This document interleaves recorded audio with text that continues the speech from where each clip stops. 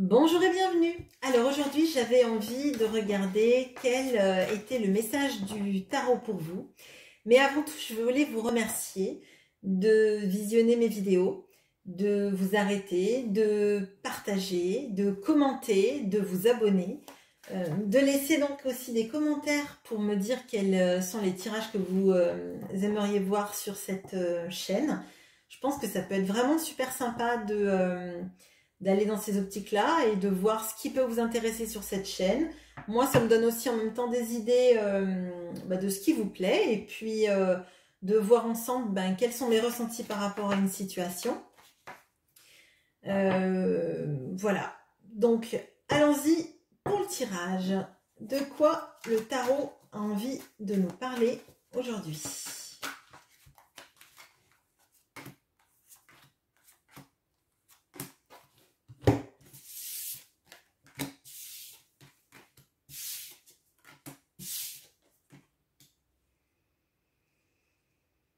Alors, là, on parle d'un couple.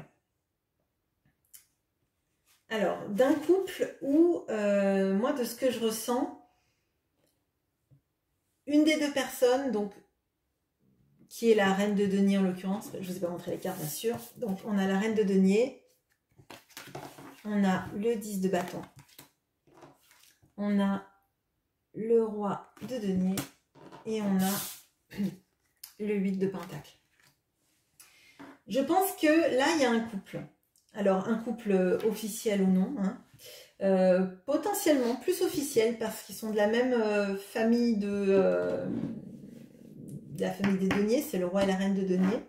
Mais peut-être tout simplement que si vous n'êtes pas un couple officiel, vous avez beaucoup de points communs dans votre façon d'aborder les choses. Seulement, la reine de denier, là, elle est dans une position où elle porte beaucoup de charges. Potentiellement, elle peut être dans une notion d'assumer beaucoup de tâches. Alors peut-être qu'elle assume son emploi, les tâches de la maison, les enfants, des activités annexes, etc. Et on voit le roi de denier, lui, qui est dans une formation professionnelle ou dans un métier lié peut-être à l'artisanat, sur des tâches qui l'accaparent pas mal, mais dans son professionnel, je pense. Et on va voir, donc, qu'est-ce qu'on peut nous dire sur ce couple. Je vais regarder avec l'oracle d'Isawan d'abord, et après, on éclairera avec le tarot. Alors, qu'est-ce qu'on peut me dire sur cette reine de denier et son fardeau?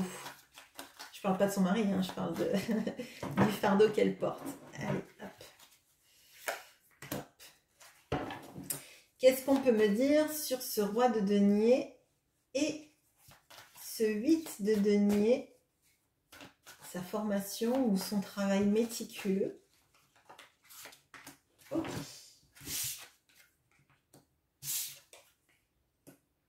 Ok, alors là j'ai vraiment l'impression que cette reine de denier, elle se saigne entre guillemets pour sa famille et son entourage. Je pense que c'est une personne qui est épuisée de passer son temps à peut-être s'occuper des autres sans vraiment s'occuper d'elle-même, de ses propres désirs et de comment elle vibre en fait. Hein. Je pense qu'en fait, elle se rend peut-être même pas compte à quel point elle est dédiée aux autres et pas assez à elle-même. Donc, le roi de denier, lui, je pense qu'il est vraiment centré sur lui, son travail, sa capacité à peut-être aussi à faire vivre la famille. Enfin, ça ne veut pas dire que madame ne travaille pas et ne fait pas vivre la famille, hein, mais potentiellement, je le ressens plus comme quelqu'un qui est dans son épanouissement professionnel Peut-être qu'il veut gagner aussi pas mal d'argent pour offrir aussi peut-être du confort à sa famille. Mais on sent qu'il est occupé entièrement à sa réalisation professionnelle et peut-être personnelle, mais qui a un fossé. Donc un fossé que j'ai matérialisé avec les cartes, mais c'est comme ça que je le ressens. On va voir comment ça peut évoluer pour cette reine de denier.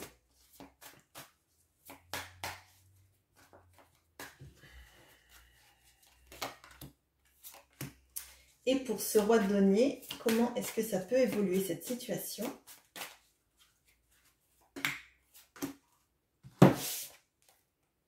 J'ai tenu mon jeu à l'envers, je pense. Hop. Ouais. Alors, on voit la carte de la mort, qui n'est pas la carte de la mort physique, hein, bien évidemment, c'est une carte de transformation, de changement. Et on a le valet de denier. Et de l'autre côté, on a le 7 de bâton et l'as d'épée. Moi, ce que je ressens tout de suite, c'est qu'on passe d'une reine de denier à un valet de denier. Et qu'il y a la carte du changement entre les deux. Je pense que la reine de denier, si vous vous identifiez à la reine de denier, ça m'indique que vous allez avoir conscience du fait que vous vous saignez pour tout le monde et que vous portez bien plus que vous n'êtes capable de porter. Et qu'il y a un changement qui se produit. Et que vous vous dites, « Oh, mais si j'en faisais moins, ce sera toujours déjà beaucoup. » Mais bah, finalement, peut-être que je peux laisser certaines des tâches que j'occupe là pour penser peut-être un peu plus à moi, peut-être penser un peu plus à des projets plutôt qu'être dans le... peut-être des projets personnels d'ailleurs que vous pourriez mettre en œuvre, hein, plutôt que assurer votre travail, les enfants, etc. etc. Peut-être que vous avez envie de vous épanouir dans quelque chose de nouveau, peut-être changer de travail ou prendre une activité ou quelque chose, mais je pense pour votre bien-être personnel. De l'autre côté, avec ce 7 de bâton et cet as d'épée, je pense qu'il y a une prise de conscience de ce roi de denier.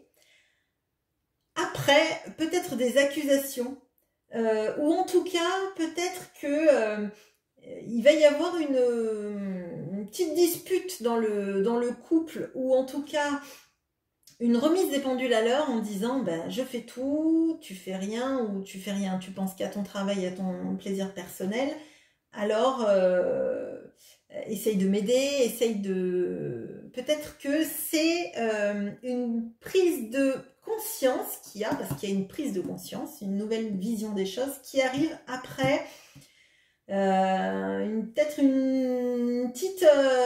des petites remontrances en disant ben tu vois là ce que tu fais c'est que pour toi, etc., etc. Là il y a vraiment une notion de cette personne va se faire un peu acculer par les remontrances, hein.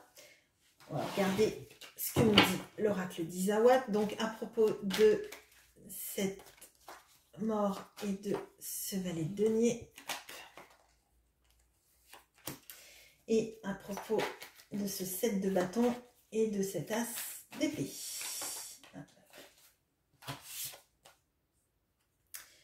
Alors, là, on a la carte de l'autre. Et là, on a la carte du phénix.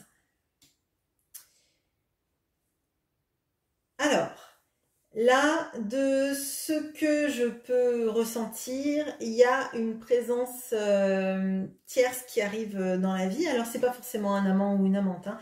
Ça veut dire potentiellement il y a quelqu'un qui rentre dans l'équation, peut-être tout simplement une amie ou un ami ou une personne de la famille qui dit bon bah écoute, tu te saignes depuis longtemps, tu portes trop, pense un peu à toi, qui ouvre la porte à une nouvelle vision des choses.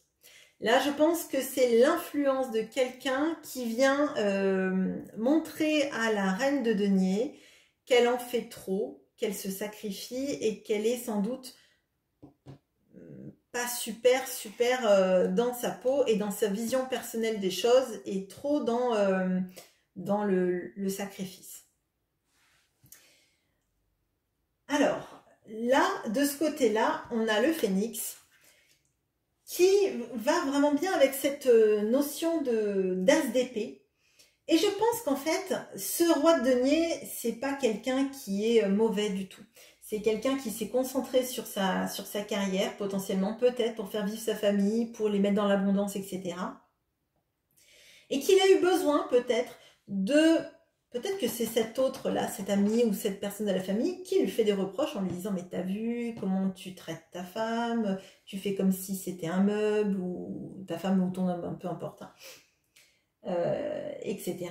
Et du coup, ce roi de denier, il a une vraie vision nouvelle des choses et il se dit, bah, effectivement, il faut que les choses changent. Et les choses vont changer. Cette personne va se transformer et changer sa façon de faire. Alors, est-ce que du coup, la reine de denier va être bien plus épanouie après cette transformation, parce que visiblement le couple entier se transforme là. Alors, est-ce que la reine de denier va se transformer? Hop. Bon, oui. Oui. Et je pense que ce sera même une surprise pour elle de réaliser toute sa potentialité et tout ce qu'elle est capable de faire en se priorisant bien plus en fait. Et monsieur, est-ce que du coup, monsieur ou madame, mais du coup cet archétype-là, est-ce que lui, sa transformation, elle va lui plaire? Parce que c'est important aussi, non? Oui. Je pense que d'ailleurs ça va ranimer la flamme qu'il y a entre ces deux personnes. Ça va les aider à réaliser à quel point en fait ils étaient proches ils étaient proches dans leurs aspirations et ils étaient proches dans leur amour en fait hein. Je pense que là donc on a la Kundalini hein, ce qui est la sexualité mais pas que en fait c'est le désir aussi d'être l'un avec l'autre dans ses pulsions en fait hein. Bah donc voilà, écoutez, je pense que c'est un tirage rapide, mais qui se termine très bien, qui nous montre qu'en fait, parfois on a juste besoin de regarder les situations sous un autre angle pour évoluer ensemble.